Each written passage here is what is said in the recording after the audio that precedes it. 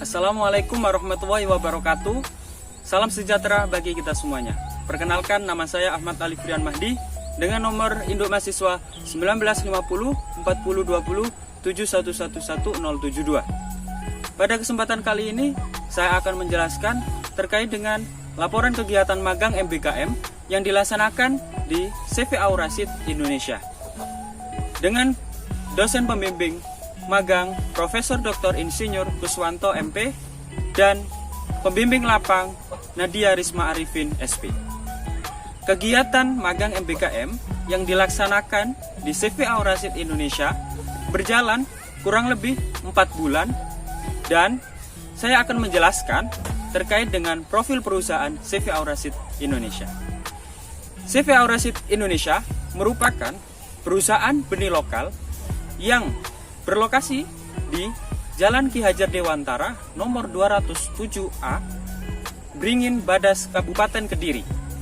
CV Aurasid Indonesia merupakan perusahaan benih yang memiliki skala nasional, terutama dalam pengembangan benih hortikultura. Untuk lebih jelasnya, terkait dengan laporan magang MBKM, simak video berikut ini. Pada hari pertama magang, mahasiswa diberikan pembekalan terkait dengan lingkungan kerja, baik itu kantor, gudang, dan lahan milik CV Aurasid Indonesia. Tahapan pertama dalam proses produksi benih, yaitu melakukan pengolahan lahan dengan menggunakan rotari agar tanah menjadi gembur. Kemudian dilanjutkan dengan proses pembuatan bedengan dengan ukuran 12 meter x 1 meter, lebar drainase 50 cm, dan tinggi tanah 50 cm. Kemudian dilanjutkan memasang mulsa plastik putih perak di atas bedengan dengan rapi. Setelah itu, pembuatan lubang tanam dilakukan dengan cara melubangi mulsa dengan alat pelubang dengan jarak 20 x 50 cm. Tahapan selanjutnya yaitu proses penanaman benih kacang panjang varietas KP1032 di masing-masing lubang tanam sejumlah 1 benih. Setelah itu ditambah dengan furadan untuk mencegah kerusakan benih dari serangan serangga tanah. Perawatan tanaman kacang panjang yang pertama yaitu irigasi dan drainase meliputi pengairan dengan menggunakan air irigasi sistem permukaan. Perawatan berikutnya yaitu pemasangan ajir yang dilakukan saat 5 hingga 7 hari setelah tanam dengan tujuan memberikan tempat untuk perambatan tanaman kacang panjang. Berikutnya yaitu pemasangan tali gawar yang dilakukan untuk mengaitkan ajir satu sama lain dan juga memberikan tempat tanaman untuk merambat. Tahapan perawatan berikutnya yaitu pemupukan dilakukan dengan mengaplikasikan NPK merek Pak Tani pada masa vegetatif dan NPK Ponska Plus pada masa generatif dengan interval 2 kali per minggu. Pengendalian hama dan penyakit tanaman dilakukan dengan penyemprotan pestisida sesuai dengan prinsip 5T, yaitu tepat jenis, tepat waktu, tepat dosis, tepat cara, dan tepat sasaran. Proses perambatan kacang panjang dilakukan setiap saat untuk memberikan ruang bagi tanaman mendapatkan lebih banyak sinar matahari dan mencegah pembusukan polong kacang panjang saat tergenang air di bawah tanah. Berikut merupakan penampakan tanaman kacang panjang varietas KP1032 pada umur 60 HST. Berikut merupakan proses pengamatan arthropoda dan penyakit pada tanaman kacang panjang. Roguing merupakan kegiatan yang dilakukan untuk menjaga kemurnian genetik benih yang dihasilkan melalui metode penghilangan varietas lain, tanaman jenis lain, gulma, dan tanaman yang terserang hama dan penyakit. Berikut merupakan proses pengamatan indikator pertumbuhan tanaman kacang panjang. Proses pemanenan dilakukan ketika polong kacang panjang sudah masak fisiologis dengan cara dicabut secara manual menggunakan tangan atau dapat menggunakan bantuan gunting. Berikut merupakan penampakan benih kacang panjang varietas KP1032. Proses pasca panen yang pertama yaitu pengeringan dilakukan dengan cara menjemur polong di bawah sinar matahari.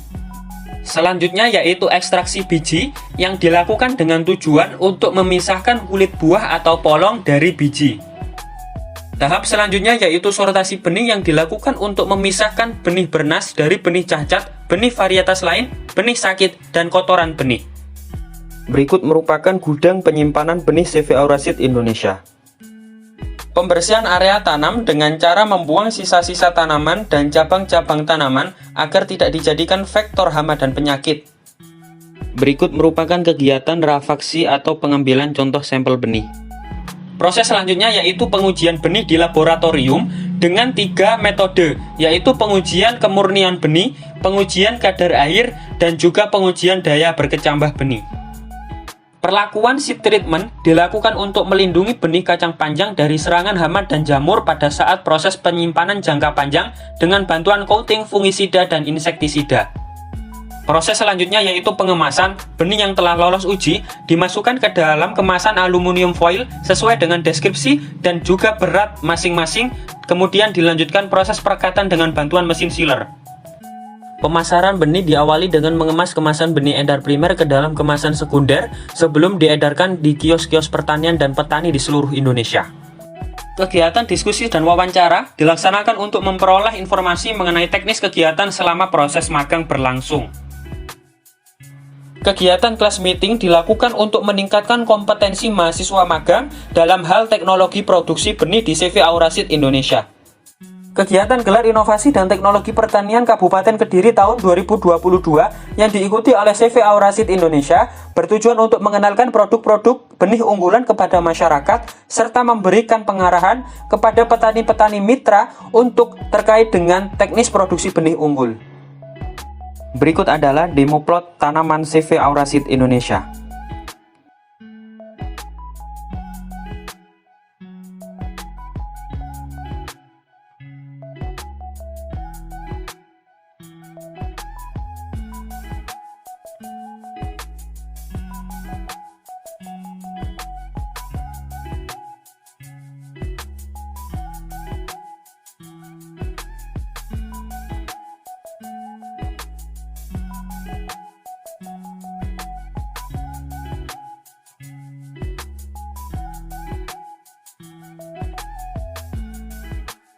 Berikut merupakan kegiatan farm meeting bersama petani mitra CV Auraseed Indonesia.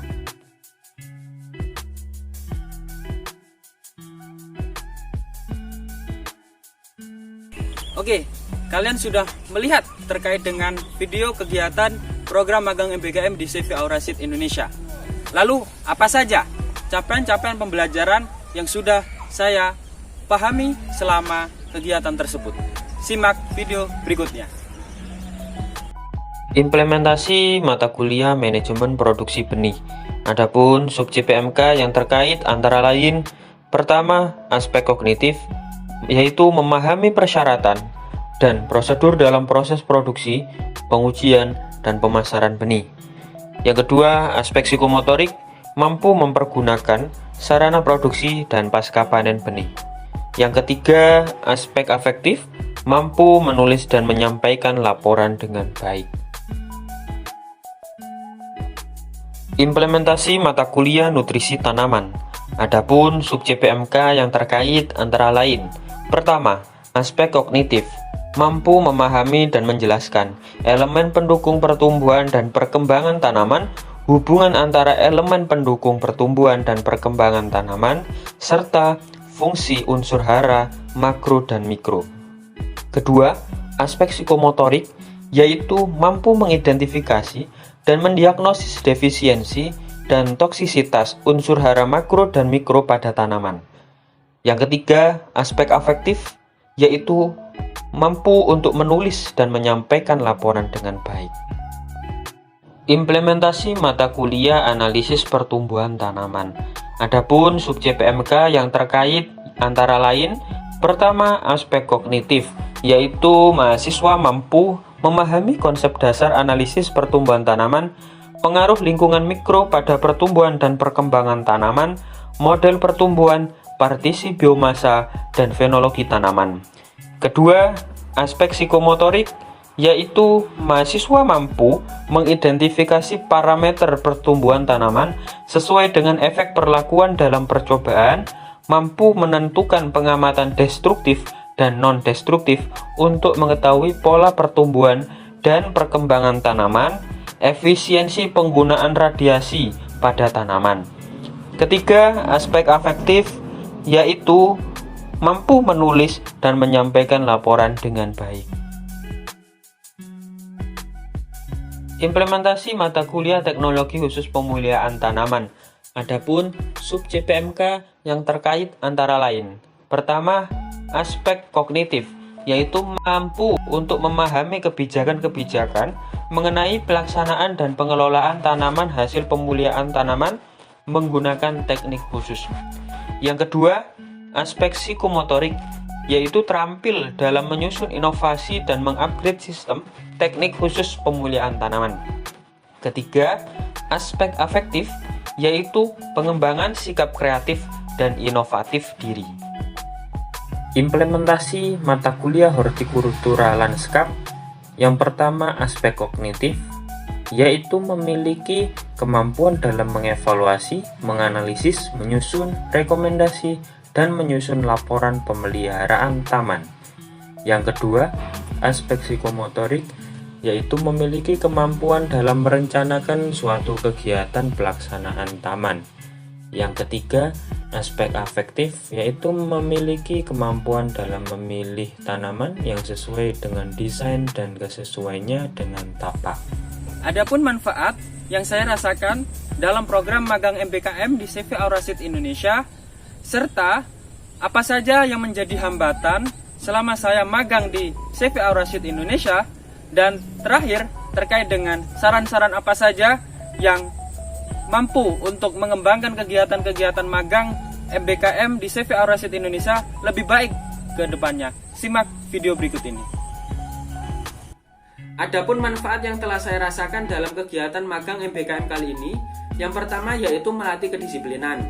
Yang kedua yaitu dapat melengkapi teori-teori sewaktu kuliah dengan kegiatan perusahaan. Yang ketiga yaitu dapat melatih adaptasi dengan lingkungan kerja. Yang keempat yaitu dapat mengetahui secara langsung kegiatan produksi dan bisnis dalam perusahaan.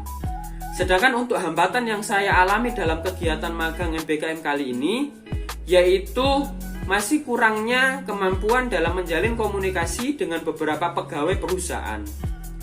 Dan untuk saran yang bisa saya sampaikan terhadap kegiatan magang MBKM kali ini, yang pertama untuk mitra.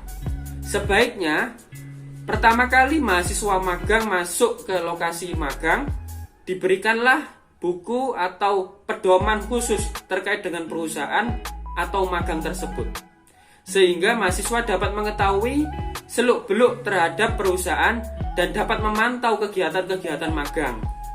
Yang kedua yaitu terhadap masyarakat, yaitu diharapkan masyarakat sekitar dapat terus mendukung kegiatan-kegiatan pertanian seperti ini dalam hal produksi benih, sehingga dapat memanfaatkan segala potensi yang sangat besar yang ada di wilayah tersebut.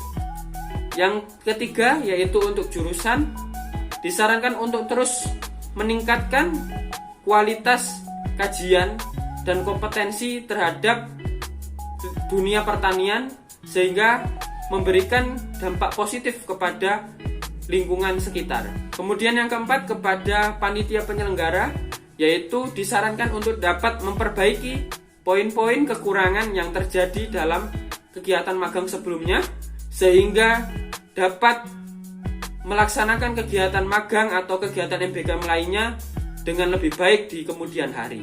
Terima kasih telah menonton video saya. Kurang lebihnya mohon maaf. Sampai jumpa di lain waktu. Wassalamualaikum warahmatullahi wabarakatuh.